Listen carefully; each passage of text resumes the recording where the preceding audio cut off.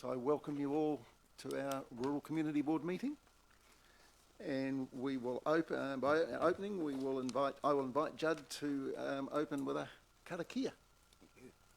Kia ora tātou, karakia timitanga. E oha ki runga ki a ranganui, e oha ki raro ki a papatūnuku. Tira kina ngā mea kino ki te pai a tea. Uihia mai o korowai aroha. He taonga mamātau, ka puta ki te whai ao ki te ao marama, haumi e, hui e, taiki e. Kia ora tātou. I acknowledge and greet those things above, the sky, the universe and heavens. I acknowledge and greet those things below, the earth in all its entirety. Cast all negativity to the distant horizons. Cover us with a cloak of affection and love as a treasure bestowed upon us, so we may enter into enlightenment. Let it be bound and fixed. Yes, fixed. Let it be agreed by all. Kia ora tātou. Thank you, Judd. Apologies. We have an apology from Councillor Ross Fallon. He's had a mishap with the stairs. I think everybody else is here. So, so we move. So we need a mover that the Rural Community Board accepts the apology of Councillor Ross Fallon. I'll move that. Thank you, Peter. Second, Jenny. All in favour? Aye. It's carried. Do we have any declarations of interest? No? Okay. I've always wanted to say that I have particular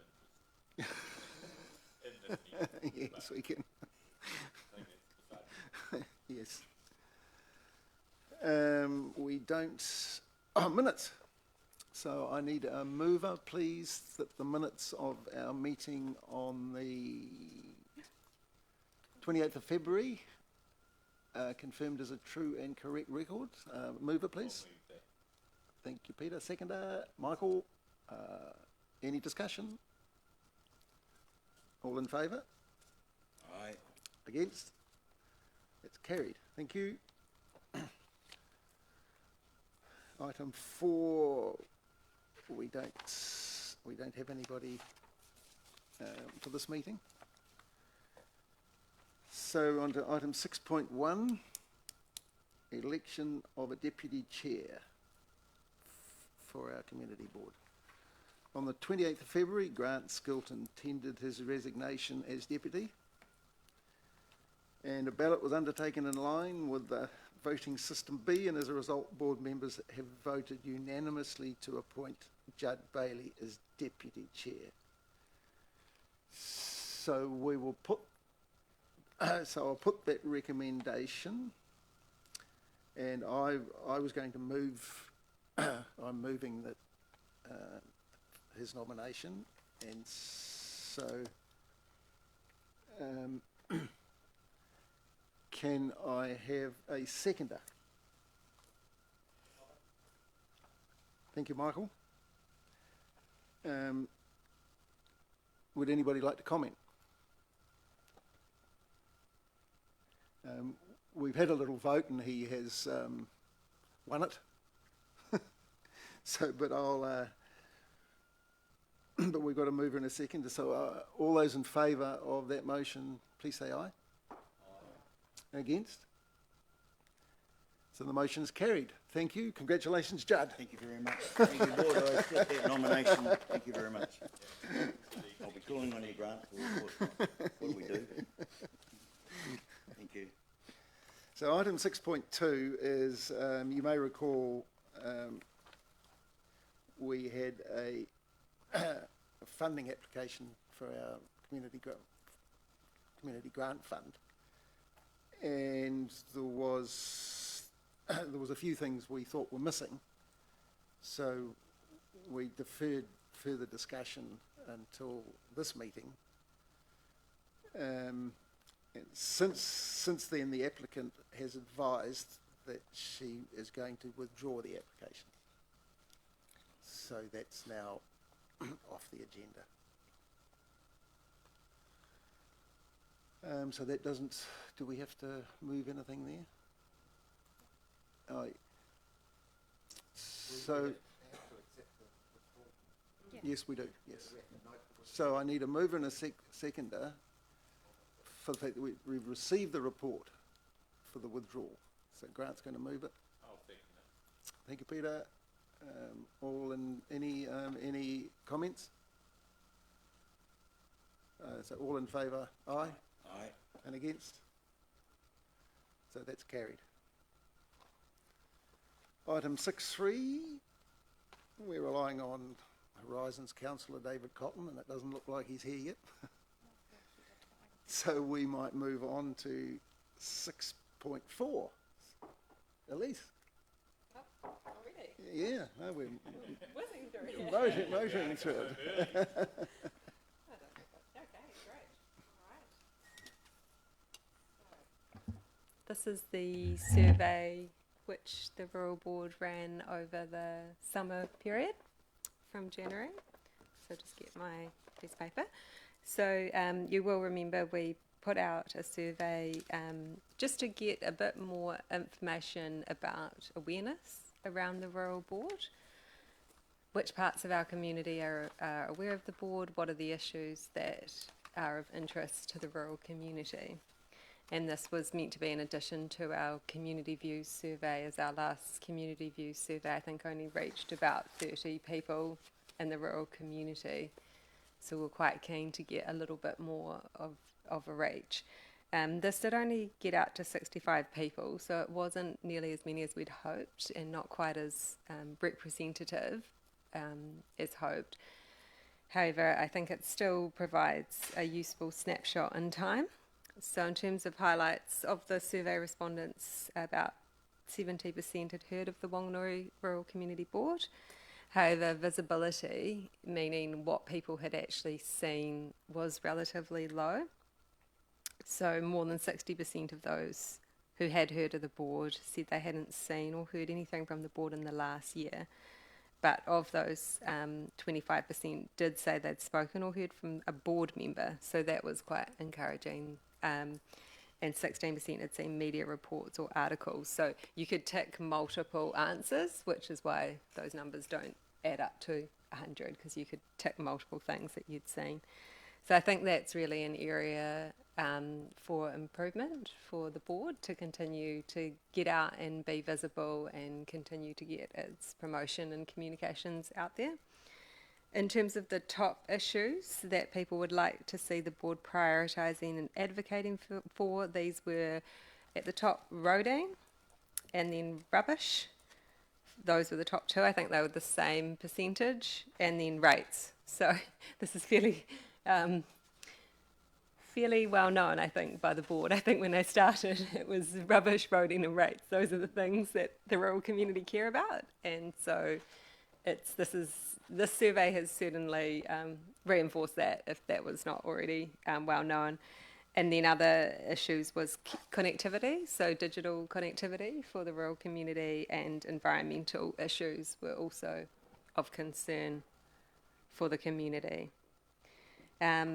So those were the key findings. We did have a range of respondents from across rural and non-rural, with the Mofanu Kaiwi community being the most at 23% of respondents. So well done, I think, Michael, promoting it with your community, followed by the Westmere community. And I've provided the full survey results for you. So you've got them all there if you want to have a look at them and dig into them. Oh, thank you, Louise. Just dropping Can I something just off ask on a me. quick question? Yeah, sure. And that is, since we have the regional council here, and that's the high percentage on animal control and pest control, Yes, which is a 30% regional council responsibility, not a district council responsibility. Yes. And yeah. he may want to speak to it later in his, what's the name? Yes, so for our Horizons elected members, we did a survey of the community to find out what issues they wanted the Rural Board to focus on. Roading rates, rubbish, pretty high up there, connectivity, environmental issues, followed by 30% were interested in animals and pest control. Rural events, water, civil defence. Yeah, I guess there it wasn't that specific. And then what you can see in the other is that people put issues like public transport, fresh water, rural recycling, bike lanes, coastal protection, speed. So you got a couple more comments there. But yeah, we weren't really specific on environmental issues. It was a fairly broad category. And then I've just given you the full verbatim there as well, the comments there, so you can read those in your own time as well. And just to clarify that we there was a voucher. We usually give a voucher for prize draw for people who do our surveys, just to acknowledge their time and to encourage participation. So we've just done that prize draw, and we will send out that's grocery voucher to the winner. But we have removed all personal data and information from here, so it wouldn't be appropriate to publish that. So yeah, hopefully it's just a useful snapshot in time for you of the issues that are top of mind for the community. Otherwise, I'll take the report as read. Happy to take any questions if I can answer them.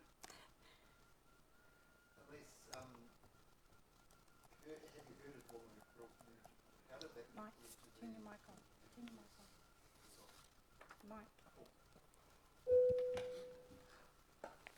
on. Mike. The question, have you heard of the Whanganui Rural Community Board? Obviously 70% positive response there. It's not huge, but it's not out of the question either. How did that compare with the community views survey of the same question? I'd have to look that up and come back to you. I'm not sure if we asked that question. I know that we ask about satisfaction with the rural board, but I'll look it up for you and come back to you. Just having a quick look now to see if I can see it, but no, I don't. I'm not actually sure we asked that question. Yeah. Okay. There was one very similar lines, I thought. But never mind. I will take a quick look now if I've got a minute to open it. Yep. Okay. Let me quickly check. Okay. Actually, no, you are right.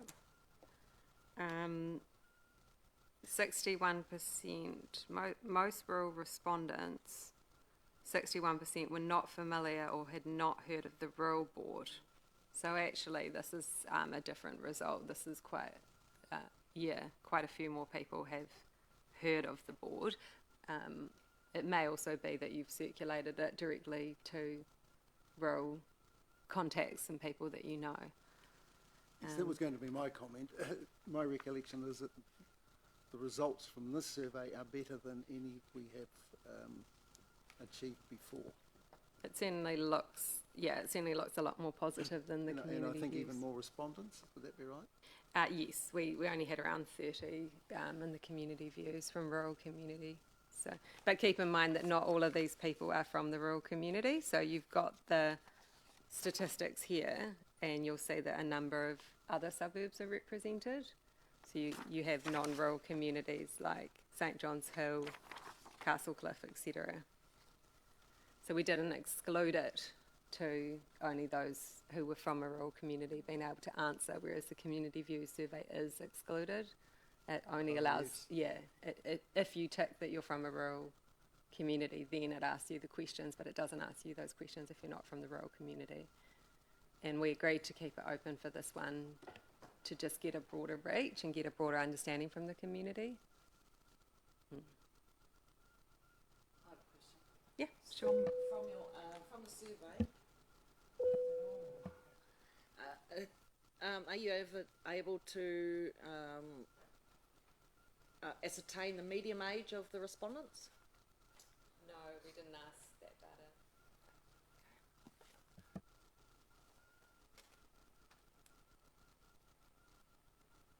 data. The other comment, there was one comment I'd make. I'd see that connectivity is raised by a significant number of the respondents, and council no longer has any resource available to assist with that.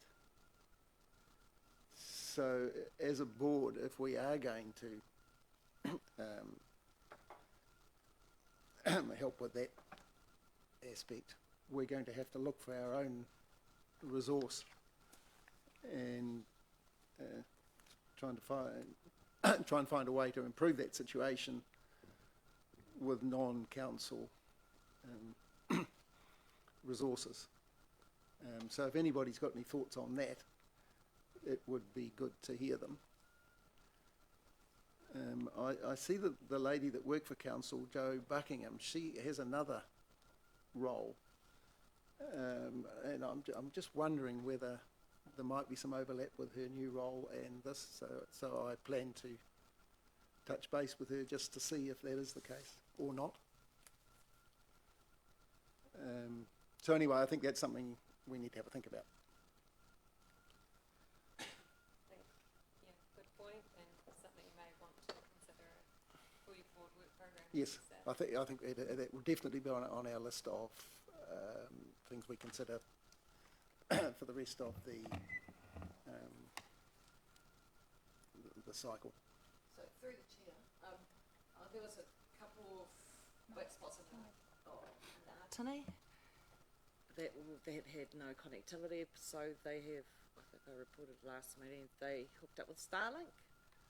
So perhaps maybe the community grant might be able to give a portion of that to help assist them in connecting via Starlink. Exactly. I thought when we get to the later part of the agenda where we're reporting on how's it phrased,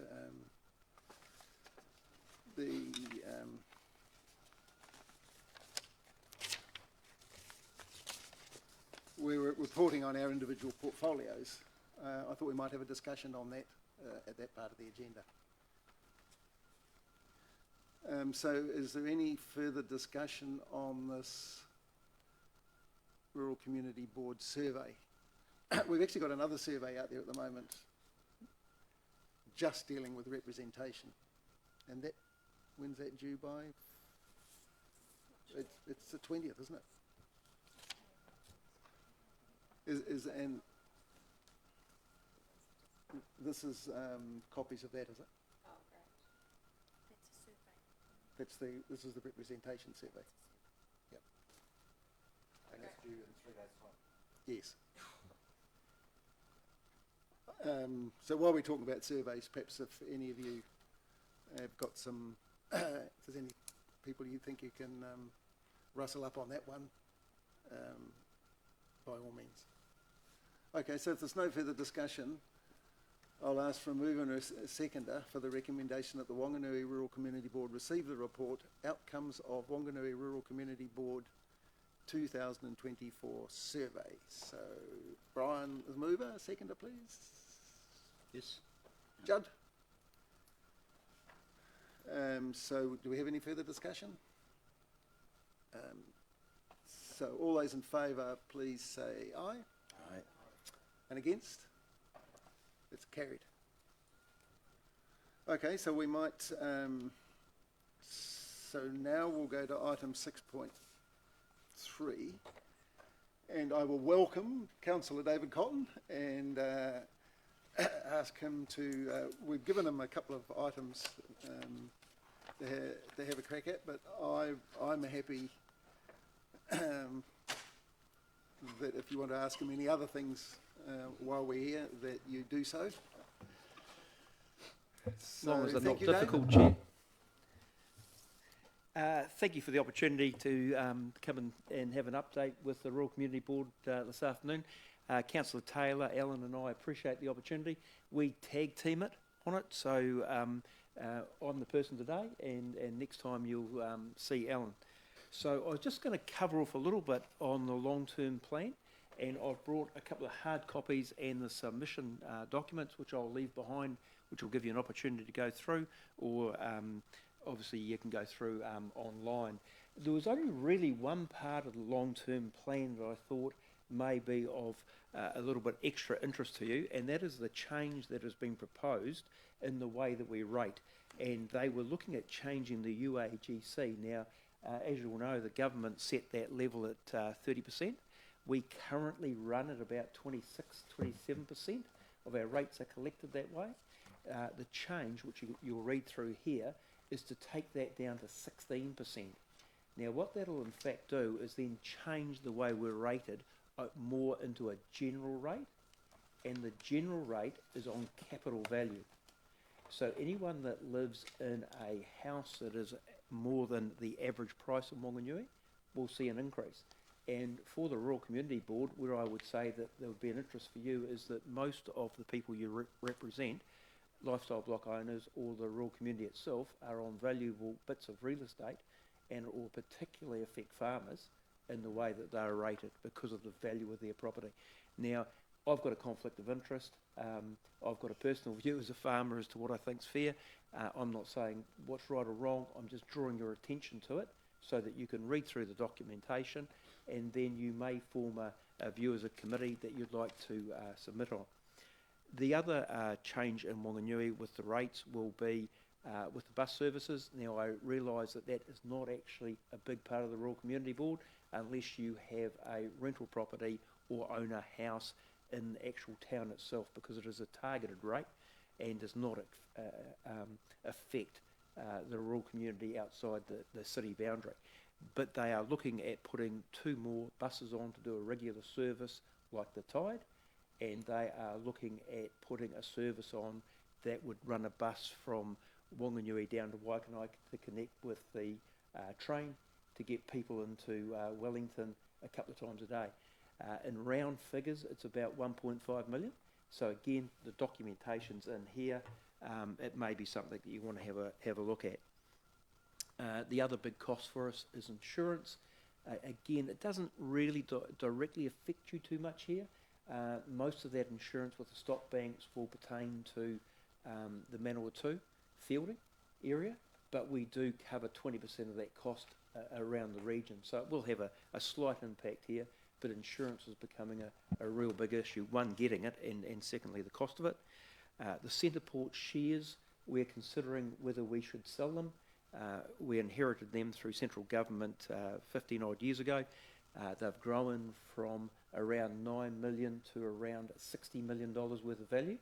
Their capital backing is around 107 million, and we've got 23.1% shares. The balance are held by the Wellington Regional Council, which gives them a controlling share. So we don't really get any voting rights. We can't change anything. So they think the value is somewhere around about 60 million if we were to sell them, but the capital backing of them is over 100. And so if we do decide to sell, it will be a community consultation with it. Chair, the other one I know you've got interested in too is consents. We're still navigating our way through that consent issue, and there is a formal paper coming back to Council in June to go over what happened with the 2 consent reviews that we held, and I'll make sure that you're given a copy of that paper in June when it comes through. So they were the parts that I've covered off. I'm happy to answer any questions. Peter. Surprise, surprise. I do have a couple of questions. Okay. Aye. The first one is, in the survey, which you probably just haven't read, on question 7, and that's the Mofano stream in there, and what are we doing as regional council to lower the E. coli in that stream? So 2 parts to that. One is, to my knowledge, most of that Mawhanau is now fenced off. The regional council has had a subsidy in the fencing and the planting all the way through there, so a lot of that has been fenced off. They're also working closely with the Whanganui West catchment group and helping fund them and the work they're doing with their testing. Yeah, because the concern was for the swimming at the Mawhanau Sure. beach, for the children and that. Sure. So I take it that the monitoring will then increase to... The monitoring has increased, but not from the regional council. It's been from the catchment group and the monitoring they're doing. There is monitoring in there from Horizons, one down by the bridge, but the extra monitoring is being done by the catchment group. Okay, and can you elaborate on some results from that? Like, is it improving? Good question. The catchment group at this stage are not sharing that data with us. So That's helpful. we are working with them to be able to access the data, and that is the position that has been the same as the Rangatiki catchment group. Roger Dalrymple, when he started that, they've been testing in the Rangatiki bulls, Taihape, for about 5 years, and they have held that data internally and won't release it for the fear of people using against them. I've got a personal view, and I'll share that. My personal view is you're best to get the data, share it with everyone, and then they are more trusting, in my view. And the second question, the survey that the feedback that you're opening there, when does that close? Oh, on Monday, so it's tight. Yeah. Sorry, it's tight, yeah. Yeah, so as long as people are aware of that, that's Yes. what I thought it was. It closes on Monday. Thank you. I'm sure there are other questions. Just a question, David. Why do they test where the water with the tide changes gets changed twice in 24 hours? Why don't they go back to Whanganui Road where the culvert is, where there's no tide doesn't get up that far? To be honest, I can't answer that, but I'll come back to you. Thank you. Judd. Kia ora, David. Thank you for your time and your presentation. I've just got a few questions here I'd like to bounce off you.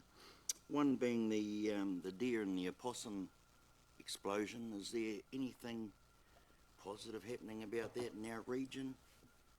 So, with the particularly the possums, they have a monitoring system, and generally, I'm doing it off the top of my head, it's about 2%. So once they hit a 2% catch, they will then come in and do a controlled kill, and if it is below 2%, they don't. So it's been monitored all the time. But a bit more science is behind it. In the old days, they used to do like a 3-5 year program where they would just regularly come back in every 3-5 years, whatever the time frame was, where now they're monitored, and once they hit, I think it's 2%, they'll actually come in and do a program. How do they? How would a farmer, for argument, he's being hammered by possums, these trees, and he sent us in a note. What can I do? Horizons, I'm not getting any joy out of them. So have you phoned or Yes, you have? Yep, he has. Yep. Okay. If I give you my phone number, Yes. if they can follow up with me, I'll follow up on it. Certainly, I'll do that. Yep. And that's what they actually want to have happen, is where there are areas where individuals can ring in and say, hey, we've got an issue. That's where they want to go and do some trap lines and do some testing to see whether they need to do a full kill. We're at a bit of a thing of how are these sites actually identified by Horizons to go in unless people are ringing? Sure. So if they're not ringing, they're not really attending those sites. So my understanding of the sites that are currently in the system are always the same sites. They're the sites that they go back and do the tests in every year. Right. Well, not every year, so Yep. every 2 or 3 years. As you know, deer is also becoming quite a problem, especially with the winter planting coming into line. How's the deer process progressed with Horizons? What do they do? How would someone say, look, I've got this deer problem. How do I get in? How do I get assistance from Horizons? Assistance, I'm actually unsure. I do know that the management have said they have trouble with deer. A lot of farmers do not wish them to come onto the property with deer because they've been a resource that they will either use for private hunting or for paid hunting. Right. So other than that, there's nothing really apart from the individuals' private hunting? Not to my knowledge. Chair, I'll check that and give you an email back. Excellent. The other thing I was wanted to know about was fish passages into areas like the Waitaha stream. It's been some time since they were last checked over, and I was looking at one on Saturday. There's no way any fish are going to get up there. So are they monitored at any time? Or? Monitored, I can't answer, but any work that is done in the stream and any structures and now they all have fish packages, and is the only way they'll get the consents through. Right, right, yeah. I'm talking about fish packages that are already in place that they really need maintenance.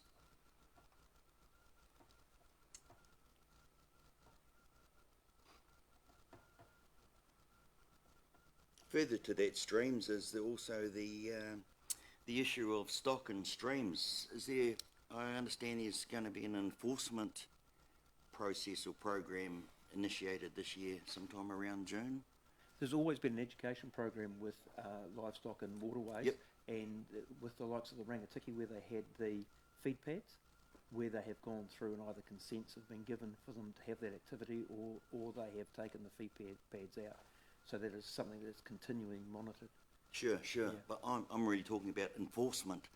We've got neighbours in surrounding blocks that it's a continuing thing, having their stock in the creeks, in the Waitaha stream, former food source to the locals. But nothing seems to be done about it. They've rung into council, they've run into Horizons. There's no enforcement. So what's to stop?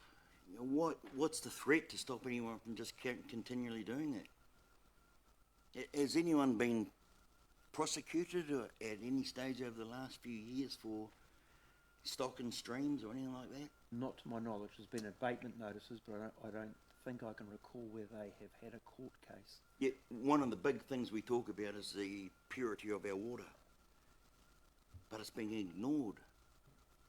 How can we progress that? To my understanding, it's only on land that is within a 15-degree angle that has to be fenced off. So I'm not actually sure. No, I think that's Because wrong. on hill country, Yep. they do not have to fence land that's over a 15-degree angle. It's not fenced. Yeah. No, this is flat country, not hill country, and yeah, very close to the motorways. It's very visual. So where are you talking, sorry? I'm talking about what's the name of that block? Waitaha, opposite down the bottom of Marybank, all along that Waitaha stream there. I know, yeah. Okay. I won't mention just- names, but yeah. Perhaps I should.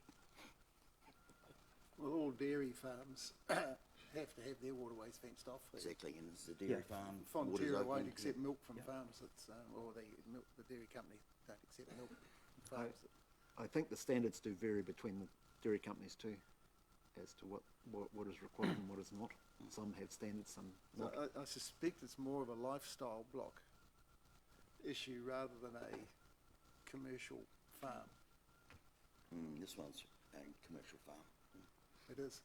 Oh, okay. The one that we've got a little bit of angst over. I wonder, yes, you might have to find some ways of following up on that. I will. Can I get in touch with David? Yes, Just follow certainly. up on Yes, those, certainly. and yeah, I've got to provide answers to the people that are asking Yeah, these sure. questions. Yep, no, happy to. Excellent. Thank you very much. Grant? Hi, David. My question's looking for some more background information in regard to the long-term plan, particularly the plans to, or the proposals to increase charges to the poor old consent holders. Horizons already has some of the highest consent holder charges in the country, and I note in the consultation document there's a proposal to charge all water meter reporters $750 a year just for the privilege of submitting your own data, and also quite an increase in the budget for compliance officers. An increase in budget means increase in cost to consent holders, with a background of already higher charges. What was the discussion around the table, and what can we do about it? Yeah, good question. So firstly, submit to the long-term plan with your view, and give some pushback. I've got a personal view, and perhaps not shared by a majority of councillors, and perhaps not shared by Alan Taylor, I'm not sure, is that that one-off fee straight across the board of $750 will be a fee whether you get the service or not. So whether we actually come out and actually monitor your site, you will be charged the same fee as someone that has got 16 irrigators down at Bulls. And when they say it's 100% user pays, well, that's probably not right, because there will be people that actually receive a service that will get a benefit, and there'll be other people that pay that don't receive a service. So there'll be an interesting discussion around the table over the long-term plan. Yeah. And then the next one was staffing. Again, this is a personal view. I think the government have signalled that they want to make it simpler for the regulatory team and the way that we comply for consents. And I would have personally some pushback about the number of increases in staff with the direction the government has signalled. The converse to that argument is that the laws are currently in place and haven't been changed. So the management say we need to resource for what the legal policy is today. Fair comment, but as you say, in this environment of more for less rather than charging more and doing less. Again, a personal view is a change to the RMA to make that a more simple process will be a huge step forward. Personal, yeah. I guess the other counter is, how do other councils do it when you're already charging more than most? But make sure you submit on that, Grant. No, I'd like to follow up on that discussion. I picked that up from the document, and currently Horizon say they're recovering 30% of the metering costs from the consent holders, and they're proposing to put that to 100%, so presumably that means at least 300% increase to go from 30 to 100, whatever the maths say. The other thing it said is some of that gap has been made up from the science budget. So by implication, the science budget is in for a big increase. And there's no detail in the document as to how how the science budget is going to benefit from this, presumably quite a significant increase in income. So it's generating revenue by stealth, really.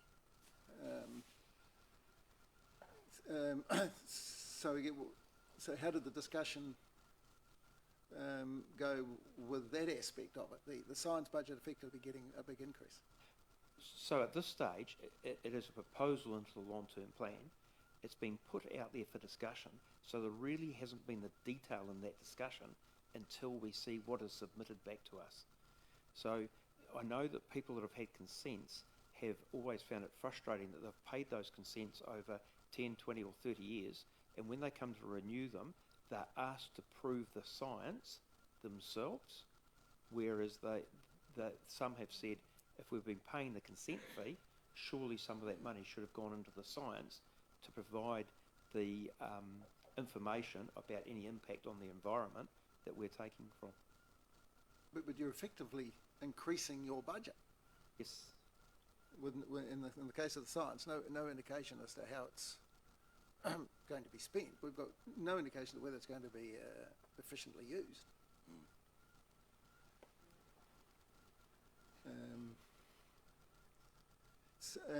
And most of the metering is telemetry, is my understanding. You certainly can't have a water take. I think it actually does list the detail in there. Yes. But they all have to be. It's all done by telemetry. Yes. So we don't even have we got the data which suggests that the amount of money you're trying to raise is the actual cost. No, I can't answer that. Because you can actually put in your own system as well. Well, we have. We all have to put in our meters. We all have to put in meters that will connect to the telemetry. And get them calibrated 5 yearly and...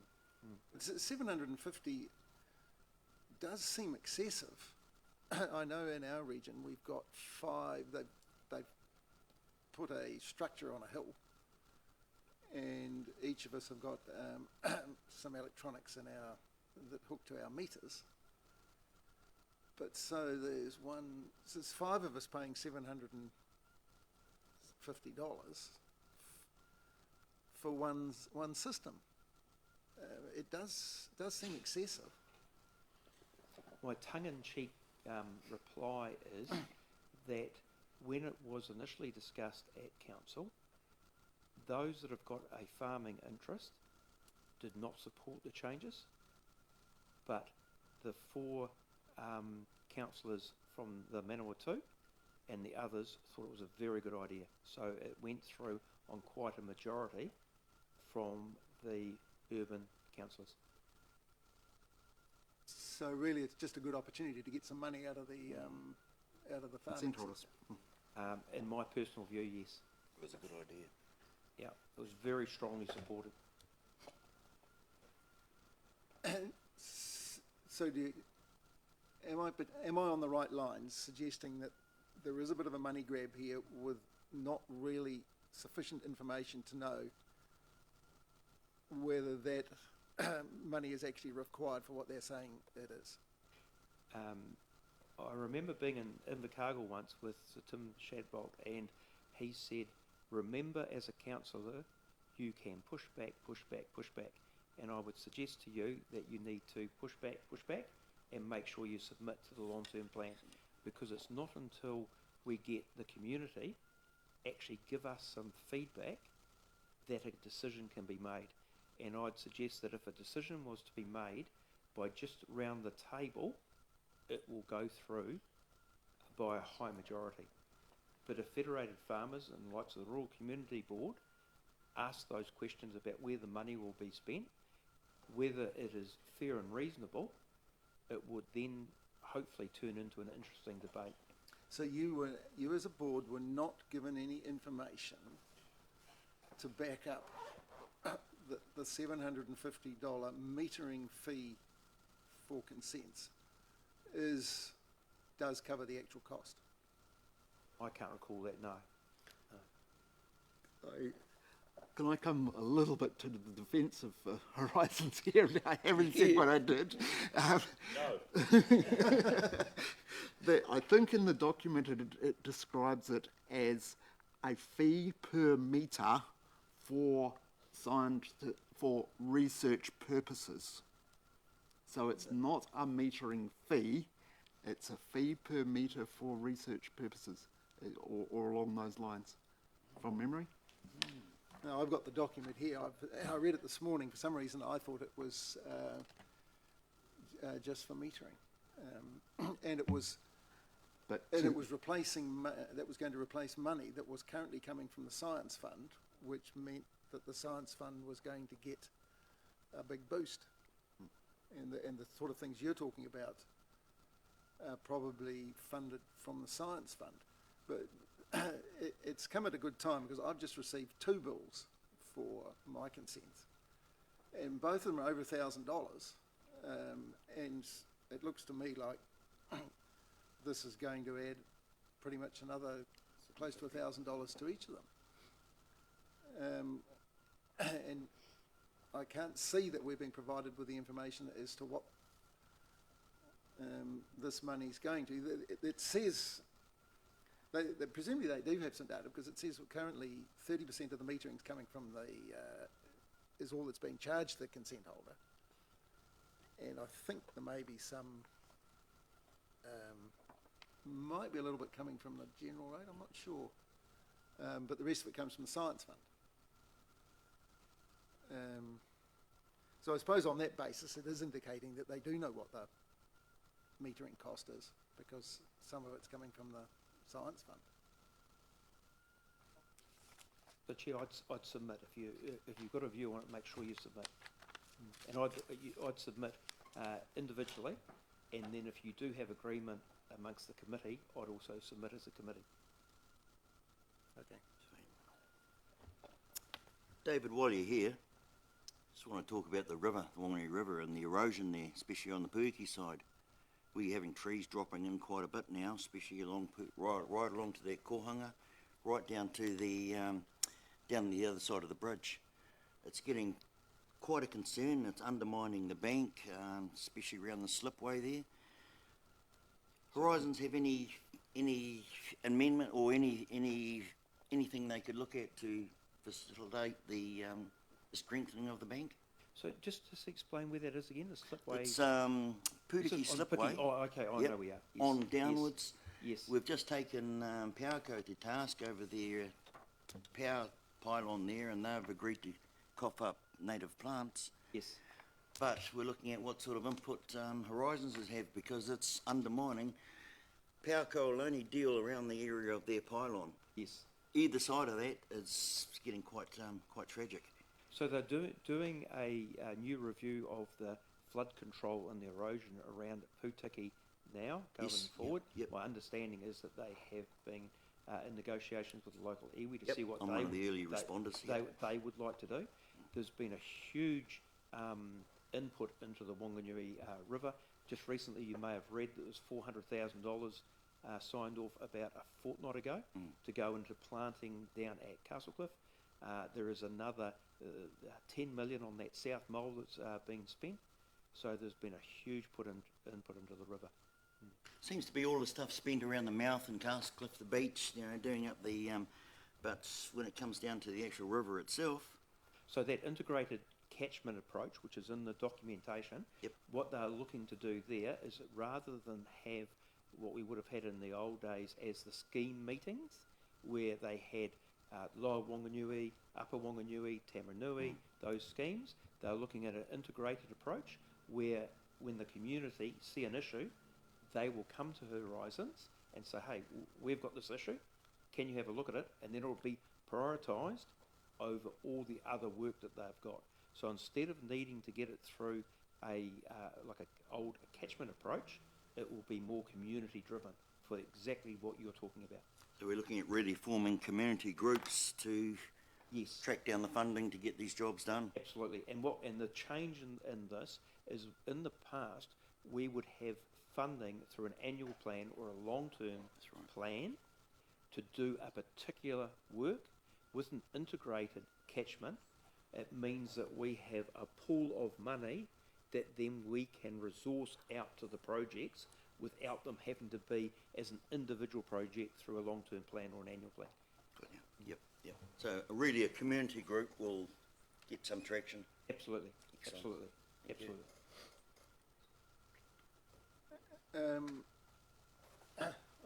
Peter? What is the return? You mentioned the port shares that they hold. Presumably they pay a dividend, do they? Yes, they have in the last couple of years. There was a period, of course, after the earthquakes and that they didn't, and so the biggest return on them has been the capital value. So going from 9 million through to about 64 million, plus they pay about 2 million a year, which goes back into the general rate to subsidise the rate. I guess so. The return is way less than if the shares were sold and paid off debt or something like that. Because the shares were given to us in perpetuity for the benefit of all ratepayers, we can't just sell them to pay off debt. It has to be in some investment that will benefit the community over the lifetime. Okay, thank you. So with the change of government, there's been these freshwater plans for farms. Are you able to give us any update on what's happening there? So at the moment, the management are saying these are the rules that are in place, and one of the first places that they will be doing some work is down through the Rangatiki. So they need to have the monitors in place and people that have the skills to actually be able to sign off those plans. So they're still going ahead to employ those contractors as we speak. It's just gone through in April, May. There is two views around council. One is, which is my own personal view, is that the government have signalled that we can push that out to 2027. We can take more time, and I would personally like to see that we do take the time until there's more certainty around what the rules are before we lock anything down. There's another part that we'd like to see that plan put through next year in 2025, 24, 25, yeah. So those workshops that Horizons ran before Christmas around water quality, was that associated with that, or was that another? Yes. Yes. And of course, some pushback from that was that they didn't have any economic analysis over what the cost would be, the greater cost to the community. Rather, the question was, do you want to see improved water quality? And the answer to that is always yes. But then the next question is, what is the total cost to the community to achieve the levels that they've talked? Because they were suggesting significant land use change would be required to meet the targets. About 40% less livestock on farms. Yes. So, so that's all a bit in limbo because this government has indicated it's going to change that. It's work in progress. It's being discussed at virtually at every meeting. That's being discussed as we go through. Yep. Okay. Right. Any further questions for David? Okay. Chair, can I just go back, please? I've got the testing and why the testing's done in a location, the deer that's been an issue, the fish passage maintenance, and the Marybank and stock exclusion. They're the 4 notes that I've taken away. Have I missed anything? No, certainly tick my box. Cool. I'll leave a copy of the long-term plan here along with my phone number, my email. So if you've got some things you want to follow up on, just come back to me and I'll come back to you as soon as I can. Well, there was a couple of comments I was going to make. One is I do know of some of the bigger landowners in the region spending quite a lot of money on deer control. And in my own experience with the possum situation is that they used to be a real problem and now we hardly see one. So Sure, it's interesting to say that in some pockets where other people are saying to me they're starting to see more possums than they have in 10 or 15 years. So we're just starting to see the odd place that they're returning. Yep. Thank you for the opportunity to come thank you for coming along, David. That's been we'll follow up with those, and either myself or Alan look forward to catching up with you in 2 or 3 months' time. Yep, no, it's been Appreciate it. Thoroughly appreciate your time. Thank you very much. So I will ask for a mover for the recommendation that the Whanganui Rural Community Board receive the report Community Partner Update April 2024. Grant's going to move it and Michael's going to second it. Any further discussion? Sounds like there'll be a fair bit of information coming back from our questions on those. Yes. Yes. Yeah, thank you, David. Thank you. Appreciate it. So all in favour? Against? That is carried. Thank you. Cheerio, David.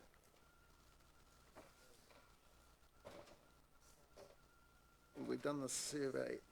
We're back to Elise, are we? Item 5.5. Oh, must be 6. Sorry. It's meant to be 6. Oh, okay.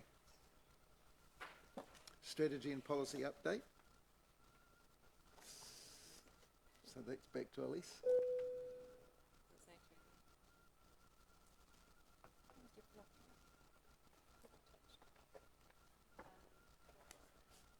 Flat battery.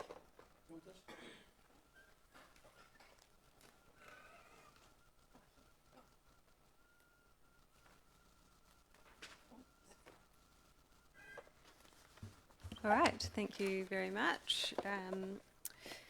So hopefully you've heard of this main item, which I'm going to talk to, which is the long-term plan consultation. So that is the big item out for consultation at the moment. So just in case you're not entirely clear what the long-term plan is, the long-term plan is a roadmap for council to manage and deliver its services, infrastructure, community initiatives. So it shows the whole picture of how council activities are managed and funded, and then the flow-on effect for rates. So it's a 10-year plan from 2024, so that's from July 2024 to 2034, and we have to update this long-term plan every 3 years, because some people say, oh, why are you doing this? It's like, well, we have to. It's a legislative requirement that we do that. This year, alongside the long-term plan, we're also seeking feedback on a number of other issues, including parking, development contributions policy, fees and charges, revenue and financing, and rating policies. So there's quite a lot of additional policies to look at as well. So I'm sure you've heard about this, but if you haven't had the detail, there's some really big decisions that the council has to make in this long-term plan. I think it's been well publicised both locally and nationally, the situation that councils are in with the increasing costs to deliver, with inflation and interest and infrastructure costs going up, and we need to keep up with those as well. And one of the ways in which we can achieve those rate reductions, or at least those immediate rate reductions, is to cut services. So there are a number of services that are being proposed to be cut, but I do want to reiterate that these are all proposals at this stage and no decisions have been made, so the consultation process is really, really critical and really important that councillors get as much information from as many people as possible to help them inform their final decisions. So some of the services, the ones that might be of interest to the rural community in particular, is the proposal around the rural rubbish collection. So at this point, it's been proposed in the document to keep the rural rubbish collection because there is no option otherwise for the rural communities. None of the waste providers will go there. So it is proposed to keep it and not cut it, but I think it would be really important for the rural community to put in your views on that. The other thing, which I think you've already mentioned, is that the digital connectivity work. The person who was in that role has left, and they've made an agreement to not fund that role again. So you may want to make some comments around that. There's obviously a number of other service cuts which are being considered more around the library hours and Main Street baskets and things like that. So of course rural community may be interested in those, but I wanted to highlight the rubbish one in particular. And then it's really a tale of two halves, so to speak, in that for next year's rates rise, it's going to be quite significant. The average residential rates rise will be 10.6, farming 8.5. Farming 8.5 and lifestyle 6%. Sorry, so it's 10.6 average across all sectors. 12 point something for 12 for for residential. 12 for residential, where they receive the recycling service, which is coming in on the 1st of July. So that won't be for all residential, but it will be for everyone within the catchment of the...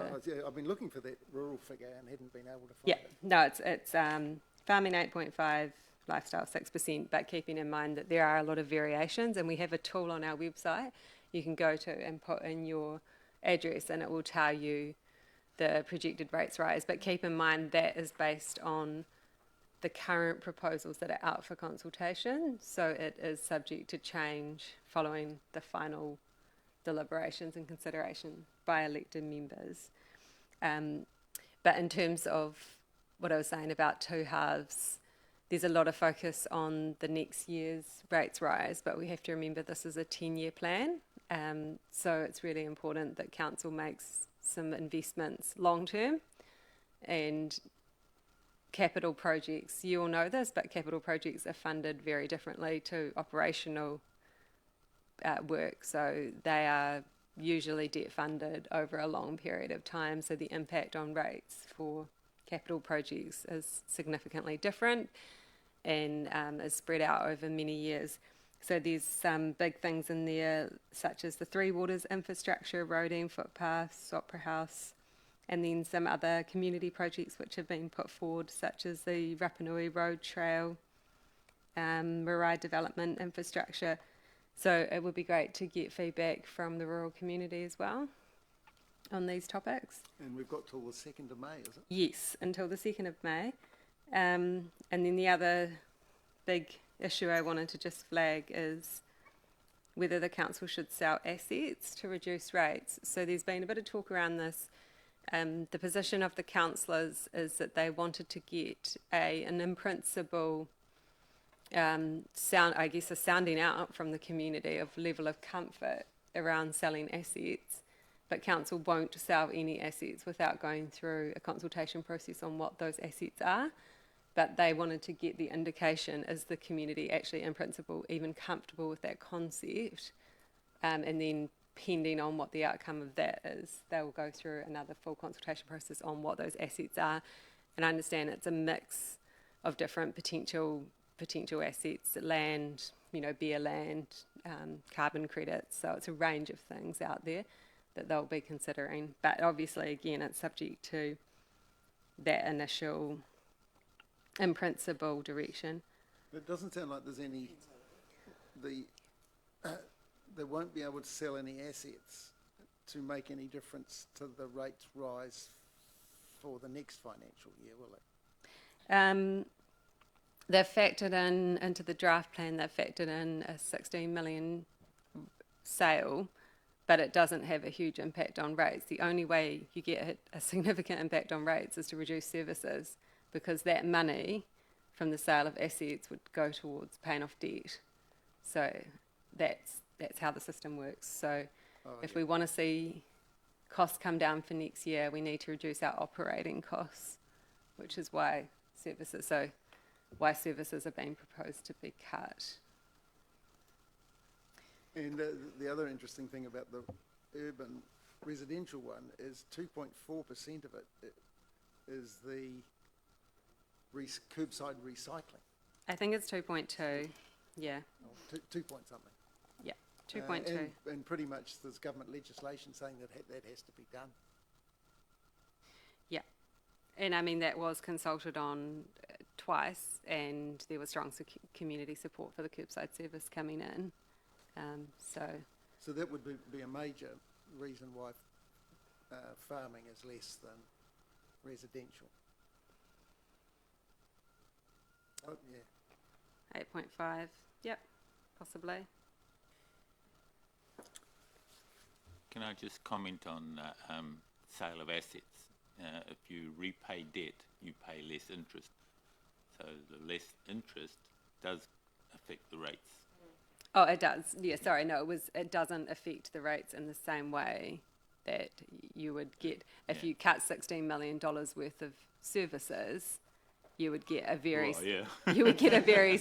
I'm not disputing that. It's not apples. It's not apples yeah. and apples. It's apples and pears. Yes, you still, and that is why it's been considered. Absolutely, Councillor Peter's right. It's in the context of reducing rates, but it's not apples and apples. No. I can't remember the rule of thumb, but I think it's. Oh, it's 7 million for what? 7 million of capital. Capital gets you 1% off rates, whereas 700,000 gets you 1%. Exactly. So it's tenfold for assets. For capital projects that you need to get the same saving. Yeah, but at the moment we're paying over $2 million in interest alone. So anything that we can do to lower that interest is significant. And is it about 700? What's 1% of the rates? 700,000. Yeah, so that's what $2 Peter was million. just saying. If you get a 700,000 reduction in operating costs, and then you would see a 1% reduction. But in order to get a 1% reduction from capital projects or through the asset So sales, what Peter's saying is that our interest bill is about 3%. Peter would probably know better than me what the interest Well, bill is 700 as a percentage. 2 million is roughly 3% of annual expenditure.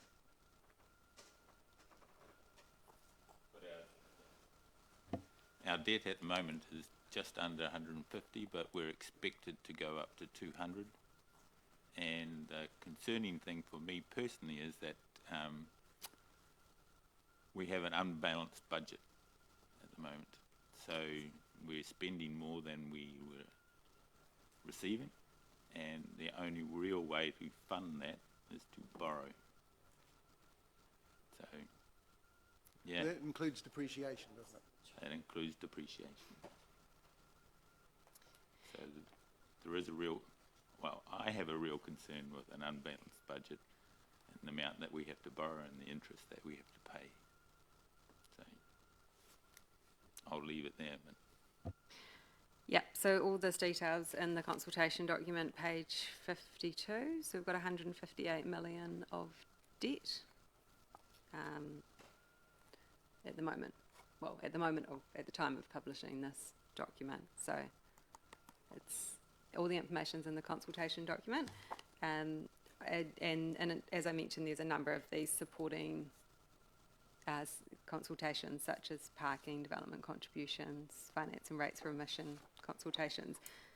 So, yeah, we'd just really like you to share this around with your communities. I did send you an email that you can then pass out to contacts. The online survey is ideal because then you can just go on, you can just skip over any questions that you don't want to answer. The only compulsory questions are actually putting in your contact details at the start. But when the submissions are published, the only thing we publish is the name of the submitter.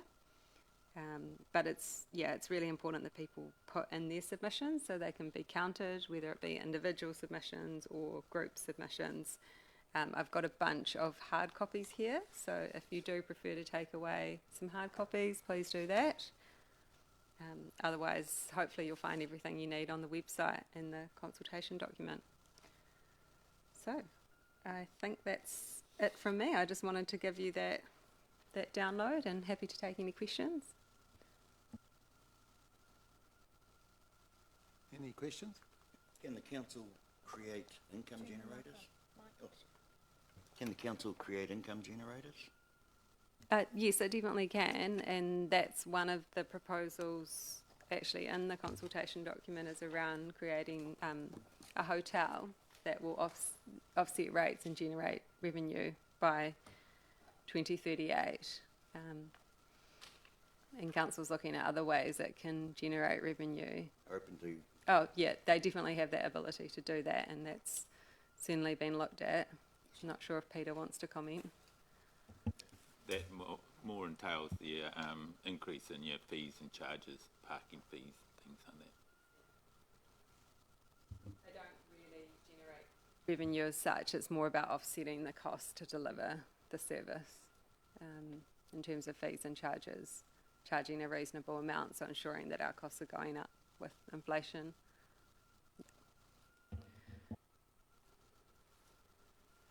Grant? Delise, can you summarise what the rating policy consultation's about, please? So I know that we have to regularly up the revenue and financing policy. You talked about a rating policy. Oh, rates, Per yeah. se? So we have to update our rates, remission and postponement policies. Those haven't had okay. a lot, those Right. haven't had a lot of updates. Those are more or less the same. There've been minor updates, but that's about where we allow remissions, so people not needing to pay rates, and where we, our policy around postponements. So it's on the website.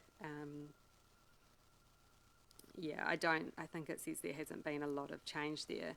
Where there has been change is what Peter was talking to, the fees and charges. So proposing to increase fees by 6% for building consents, resource consents, health registration, cemeteries, venues. So there's a across-the-board inflation rate being applied to reflect the increasing costs to deliver those services. Any other? Grant, did you have any other? Only do we want to submit as a board as well as individually? Yes, I'm not sure when we should have that, whether we're going to have to meet to have that discussion It separately. would need to be next week, I guess. It would have to be next week. Yeah. As a councillor, I would prefer that. Not only that, but I would like you to come and speak to at the deliberations, and that's, or speak to your submission too. Okay, I think we should be submitting, and As a board. as a board, I've got a reasonable handle on what's been going on. I've been to a lot of the workshops. The council, both councillors and the staff, the council staff involved, have put an enormous effort into this. And overall, I think they've done a good job. I think they've got the balance between affordability and the nice to haves. There's certainly an enormous list of nice to haves which the Aspirations Committee have received. So I think the process has been very well handled, but I think it would be, I'd like to see our board submit. So I can't see, I think the best way would be that we'll just have to meet next week, and it's not actually too arduous going through the document that's presented. I got through the whole Horizons one in an hour or so this morning by just pricking the eyes out of it. So it'd be really good if you could go through the document and form some opinions. I make a suggestion that you either take away or go online, go through it, and then perhaps you come back together to vote on each topic, how you want to vote, and how you want to submit, or whether you want to just skip over some topics and only submit on those that are of Yes, interest to you. what I'd be interested in is if we could get if everybody sort of had a few, could pick out just a few items from that document, and I'm hoping we might find that there's a bit of a consensus on some. And it might be better to cope with it that way. We certainly don't need to submit on everything, I don't think. No. And personally, I always enjoy the comments far more than just a tick the box thing. So Oh yes, it's, absolutely. Yeah. So, Yes. And there's also always some issues outside of the consultation document that we need to consider as well. yes, there is. So they don't consult on everything. They're not highlighted in the... No, and of course, yeah, I've got some views on that too. I thought the process was extremely well led by the council chief executive. But of course, there's always going to be things which possibly didn't hit his radar, but may hit our radars. So it's not 100%. But I still, as I say, I still think the process was handled very well, and David Langford led it brilliantly. Yeah. At the end of the submissions, there is for any other topic that you want to submit on. So that may be a good platform for you to raise up other issues, especially if you come to speak to it. Yes. Yep. That Well, sounds I know good. we'll have to do that. The other, I think you mentioned it, but the other section you might want to comment on is the community initiatives. So page 44 outlines, I think it was about 20 projects that were received and which ones have been recommended for funding and which ones haven't. So it'd be worth, I think, the Rural Board Yes. making some comment there, Yes. because there's some projects there of interest. But yeah, just reiterate what's being said, that there is comments under each section. You don't have to answer every question. You can just focus in on a couple of issues which are important to you as the board if you want to. Plenty of space for comments at the end and attachments as well. Okay. Yep. Thank you. Any further discussion? Okay, so can I have a mover, please, for the recommendation that the Whanganui Rural Community Board receive the report policy update April 2024? Thank you, Peter. Michael will second. Yep, very good. No further discussion? Okay, so all in favour, please say aye. Aye. Against? It's carried. Now we're on to, how are we doing for time? 3:15. Updates from community board members on areas. So you're invited to provide a brief verbal update on any respective areas of focus that you have been working on. So I've got a list of. So would anyone like to? Has anyone got anything they've been working on that they would like to bring up under this heading? I'll try and find the. Grant. I have a couple of things to report on. One with that portfolio, and another with regard to just a progress report. What's happening with the long-term plan item for the William Birch Pool, Yes. the Birch Reserve. I believe they had a meeting last week. Did you get to that, Michael? No, I actually didn't hear about it till after the fact, but they are certainly ready to activate, put it that way, in terms of submitting and to put their case again to the submissions, through the submissions process. And there's a petition out there asking, the petition asks the Whanganui District Council to apply mandatory, sorry, I can't think of the words, but it's mandate the Whanganui District Council to look after the William Birch Pool, essentially, is the petition that's out there. So they didn't receive any funding proposals from No. the long-term plan, did it? Being cancelled in the long Just keep in mind, it's a proposal. It's all proposals, but at this stage, it's not proposed for funding. That didn't make the list of proposals, they did it. No. No, that's not proposed for funding. No. But you can submit on that. Okay, I do just make people aware that is going on in the background. And the other one, from a roading perspective, again with the long-term plan, I note in the rates impact statement, the forestry roading premium has been more than doubled in the proposed rating regime. And I think that has gone a little bit under the radar. I'm sure there will be some pushback from the forestry owners about this, and I just raise it at this table to say that we probably need to form a view as well. One of the things that I'm thinking of proposing to you all is that we have a meeting and get a few issues which we should be focusing on. I think when we have that discussion, the forestry roading issue is one that I will be promoting as something that we should be focusing on. It just frustrates me that the biggest forestry ratepayer in the region does not use the region's roads. That's just something I cannot get my head round. Because it goes straight out onto State Highway 4, which is a NZTA funded road.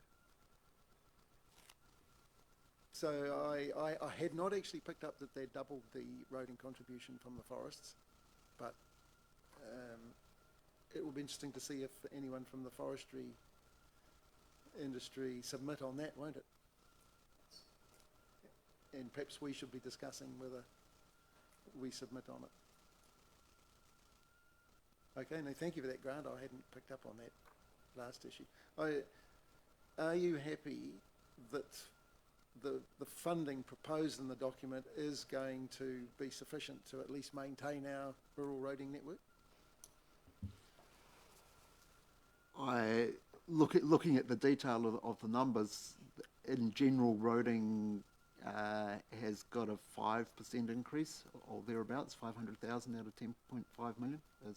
That's the rate increase provided for roading, which is probably, as you've said before, David, is probably treading water if not going backwards given the inflation in that area.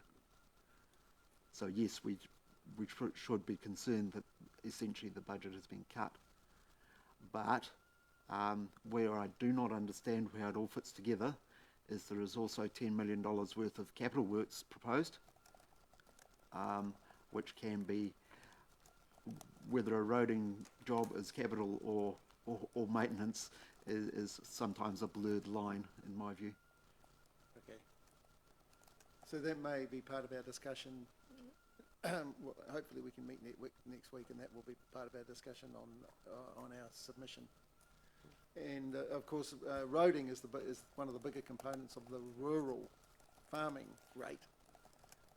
So that's probably takes up a big chunk of the 8.5% farming rate increase.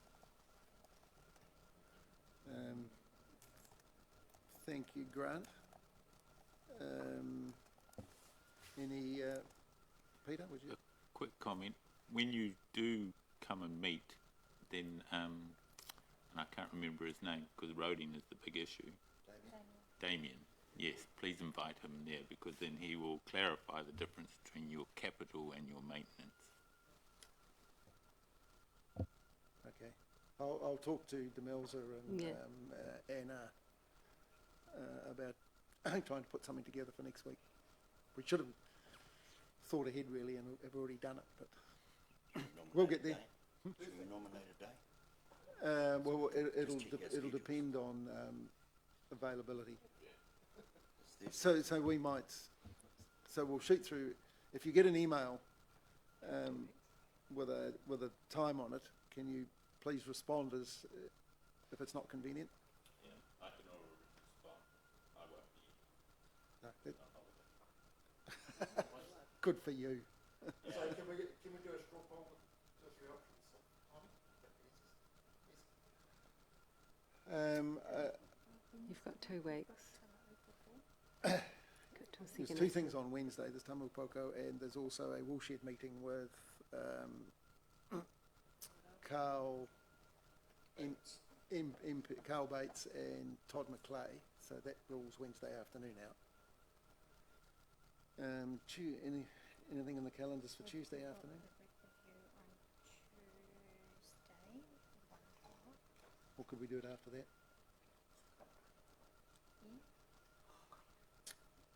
Yeah, Okay, do it then. Tuesday afternoon, can we sort of pencil that 3 in o'clock or something? to begin with?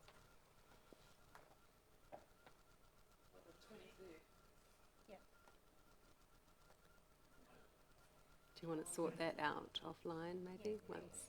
Yeah. Okay, we'll discuss that after the meeting. Yep. Thank you. Anyone else like to? Michael, have you been going to been anything interesting come up at the infrastructure, the meetings that you go to? The only one I can think of is the railway bridge. They're talking spending, what, $2.5 million to repair something? Walkway. Aramoko? And I think, bridge is not ours, so why are we spending $2.5 million on a railway bridge?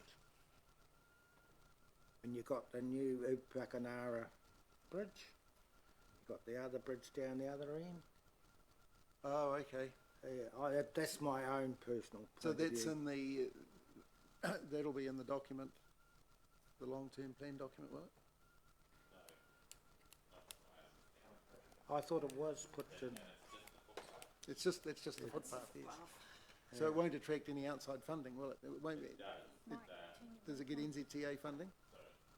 It does get funding, but it only got funding for the application was for the under $2 million, and because the quotes came at 2.7 to 3.5, that part now becomes, irrelevant, and they have to reapply for the above amount, so it has to go through the whole thing again.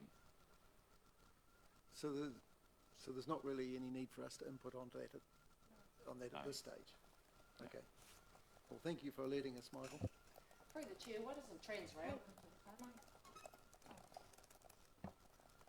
Transrail, why don't they come and assist? I think the best way to handle it, Michael's raised as an issue. It sounds like it's something that we may be able to have an input in further down the track.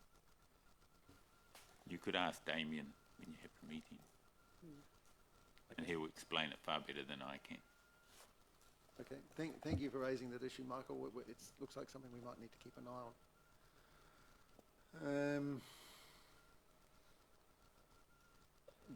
I might just make some comments on connectivity. I think about a year ago in our minutes from a meeting, we had a comment from someone from Rural Connectivity Group. Could have been Tanya Henson, saying that there would be 2 cell phone towers on the Parapara by the end of the year to improve cell phone coverage on the Parapara. As far as I know, that has not happened.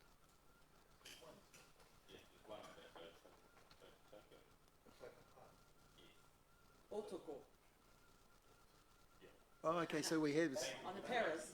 Okay, so there is a new one. So there has been a new one go live this year. Oh, that's... Mike, Even Carl Boats took some credit for that. Oh, good. Oh, right. Oh, that's important. Oh, it is. Okay, Yeah. oh, we'll try and get an update on that for the next meeting. And I understand that I've heard that a Mangamahu farmer has been approached for a tower to go on a hill at Mangamahu, which I think the reason for that will be is that it's quite a high point and it will give coverage to a section further up the Parapara. And I also know of a farmer up on the Whanganui River Road that has been approached for putting a cell tower up. Oh, well, that's quite encouraging. Okay. It still frustrates me that there is cell phone black spots on State Highway 3 on both sides of Whanganui, quite close to the town.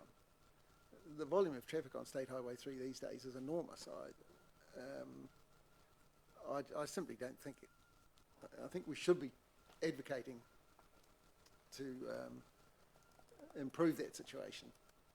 So we'll have to see what work we can do along those lines. Jenny mentioned with the internet situation in parts of an area of the river which doesn't connect to Inspire. I think it's getting reasonably straightforward in my view, in that any improvements are simply going to have to be based around Starlink. And so we need to perhaps be doing a bit of research on that we can pass on to our constituents in the areas where the internet is not available. We've been doing, Judd and I have done a bit of work with Kongaroa, which is not in the Whanganui district, but it's surrounded by Whanganui district, so we still thought it was relevant. And my understanding is that there's now some more, there's now Starlink options which are cheaper. In fact, not much different to the standard Inspire wireless service. So we probably should get I probably should research that and have that information provided. So those are my thoughts around that, and also we need to have a think about whether there's anybody else who can provide us with assistance on this now that council's in-house resource is not available.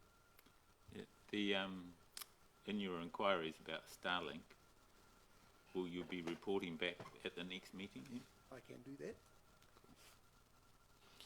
I have a question for Jenny. You mentioned something about a Starlink connection and whether some of that would be eligible for Community Grants Fund. Could you elaborate a little bit?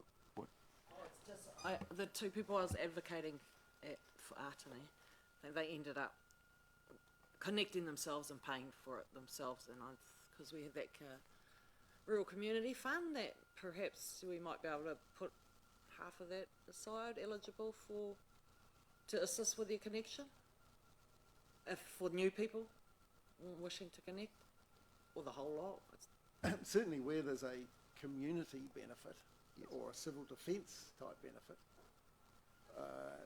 that would be, I think, a very good use of our fund to assist those people.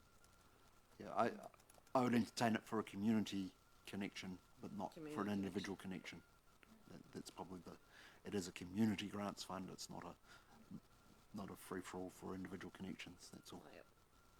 Well, certainly the Hawke's Bay situation with the civil defence highlighted how useful Starlink was. So we can be following it up via the civil defence avenue. Yeah, I think they have little portable dishes. They do. They do. One of our children's got one, and he can take it anywhere on the farm and have a very good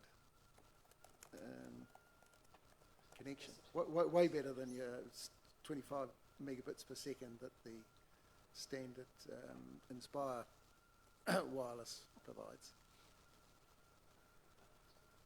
Okay, so that's all I've got to say with the bit of an update on the connectivity.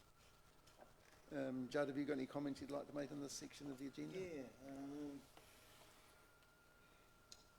I've been sort of looking at the fish passageways out at Kaitoki and Marybank. But I hit your button. I've been sort of looking at the fish passages out at Kaitoki and Marybank with Kritso and how they've become pretty much non-functional, and we're applying the whip to Horizons to see what they could do about cleaning them up. Also been engaging with Puriki and Ngātai, keeping my iwi links open. I live it, so I'm engaging with them all the time. Civil Defence, I've registered with Civil Defence. You and I were on it. Oh, you and I, Bill. I've been getting phone calls from, phone texts from Civil Defence on different days about reporting here. We're on this program. It's the first I'd ever really heard about it, but I gave them back a ring and registered down so let us know when there's an event and what we need to do. They sent out quite a good program there on the roles of elected members during the civil defence. They come out on our emails. You've all got it. It's worth having a look at. Some of the other things what I've been doing, I'm joining up with Josh and Rob down at the markets for June. They're having a little promo on promoting the LTP and other aspects. So I thought it'd be a good time for us to wave our flag as rural community boards. Get our face out there. So if anyone else wants to join us, you're certainly welcome. Marybank footbath, we're progressing that. Probably going to put it through as a rural community grant. That seems the only way we're going to get any legs on it. That's pretty much all that I've been looking at in that realm. Questions? No? Okay, thank you, Judd. Bill? Just an update on the Rural Halls Trust, and just a little bit of background for you first. All right, I think we were formed in 2010, and the council used to own all the rural halls, and they used to make some sort of contribution, I suppose, to individual halls, but they decided, I think it was during Michael Law's time, to divest themselves of the rural halls, and we formed this Rural Halls Trust, and they now own the seven rural halls around the district, and in return the council started out giving us $50,000 a year to help us and the 7 halls run. Over time, that's sort of increased a little bit with CPI, etc. So now I think we get about 67,000, something like that. But that's our annual grant. In the long-term plan for next year, it might be 75,000. Yeah. But of course, insurance gobbles up an enormous percentage of that. Yeah, that's right. We have to take care of that too, but that's not really what I'm talking about, or what I want to talk about. We've got a reserve fund, which has been fairly important for us to have in the case of some big emergency. And the Fordell Hall has got a 15% rating, earthquake strengthening rating, which is not very safe, I guess, if you're looking at a public facility. Well, it's not public because it's owned by the Rural Halls Trust, but we did a little bit of work with BPL and got a secondary assessment done last year. And anyway, we've got some quotes, and we've got a quote from Shane Stone, and using this reserve fund, part of this reserve fund that we've got, and some funding from 4 Regions, is it? 4 Regions Trust. We're starting work, and it's starting right now on the earthquake strengthening of the Fordell Hall. And it's about $180,000 job, so. And I see it's in here, community initiatives. We've been to the council and asked for an addition to our $67,000, but we were rejected there. So, yeah. And I tip my hat here to Rick White, because he's the guy who's Rick White and Colin Matthews. They have driven the project. So that's happening right now. Yep. Yes, with minimal input from the ratepayer. So that trust has worked extremely well. The annual grant that does come from the ratepayer is extremely well spent. And I might just, as we're on halls, there's been some developments around the Whanganui Hall. There's a community, a group from the community have just started the process of advocating to get that hall up to usable specification. It currently is not usable. And so we're starting, there's no funds allocated from the ratepayer to improve that hall in the long-term plan. Is that part of Mike. No, Mike. no. I have no idea why, but it didn't make the cut to be included in the group that went to the Rural Halls Trust. So there's quite a lot of work to do there, and I've just had all the reports on the work come through today, but I haven't looked at them yet. So really what I'm doing is informing you that there is a group at Whanganui who would like to see their hall restored, and the first meeting with Sarah O'Hagan from Council is tomorrow. So we'll keep you updated on that. David, my understanding is they've got to get that hall up to a standard before it comes into the Halls Trust. Yes, we're a long way from that situation. I think there's a lot of money required, none allocated from council, so it's going to be a big job for the community to get that hall up and running. And as I say, the process is starting tomorrow with a meeting with Sarah O'Hagan, who's in, because council, I presume, currently owns it. Do you know what time and where? 1 p.m. here. Here. A lady called Caroline Gray is driving this. So, and she contacted me, so in my role, my Rural Community Board role. So this is a project that our board is now assisting with. I think Upakanaro is in Jenny and my constituency. So I've kept Jenny up to speed on what's happening. So we will keep you updated.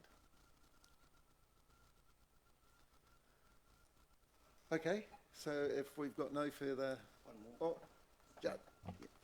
Just one more acknowledgement I'd like to make before we wrap today, and that's for Leanne Hamilton. She's finished up. She's been certainly been a help to me in this role, and no doubt to everyone else. So I'd just like to acknowledge Leanne's tour of duty with us and how well she performed. Thank you. Thank you, Judd. Okay, so that's... Sorry? Oh, we do too. Okay, so I need a mover, please, that the Whanganui Rural Community Board receive the update from the Whanganui Rural Community Board members, April 2024. So, yeah. So Grant's moved it, Peter's seconded. All those in favour? Aye. Aye. And against? Carried. Thank you. Well, that completes the agenda. So I will just will ask Judd for a closing karakia.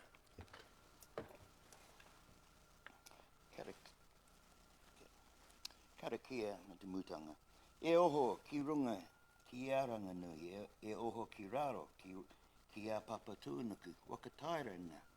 Te kupu, te kōrero, te mahi, ki te pau o te ware, he taonga, he mahi a muri, ki puta ki te whai ao, ki te ao marama, haume e, hui e, taiki e. Kia ora tātou. Thank you, Judd, and thank you all for your attendance.